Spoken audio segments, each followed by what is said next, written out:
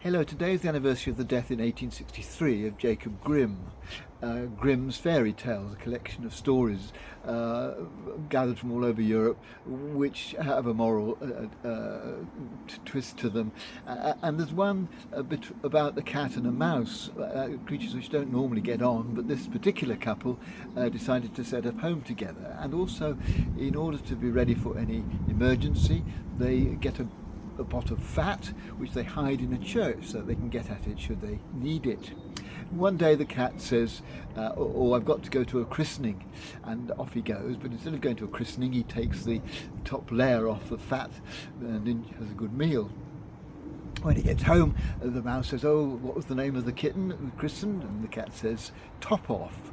And the mouse is somewhat puzzled, but no worries. And then again the cat says a little while later another christening, off he goes, eats a bit more of the fat, comes home.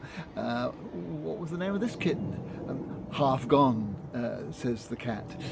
Same again, third time, off he goes. What was the name of this kitten? All Gone. And the mouse is very puzzled by all this, but doesn't comment. And then a disaster does strike, and they need the fat, and so off they go to the church and find it's not there.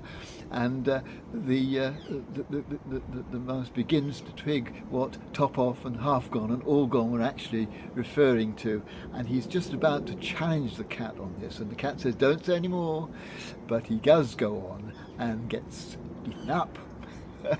And the story ends, that's the way the world is.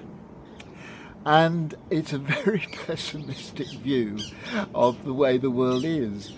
But sometimes when you look around both locally and nationally and internationally, it does look as though it is the powerful who get the best of things, usually to the disadvantage of the less powerful. This does seem to be how the world works very often.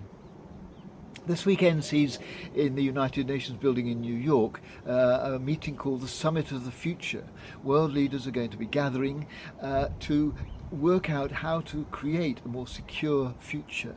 They want to look not just at individual things like human rights and climate change and all the individual things about which there are many conferences, but to draw together all these things and as many leaders from countries as they can gather together to really look at ways in which cooperation, mutual support can lead to a more secure and more prosperous future.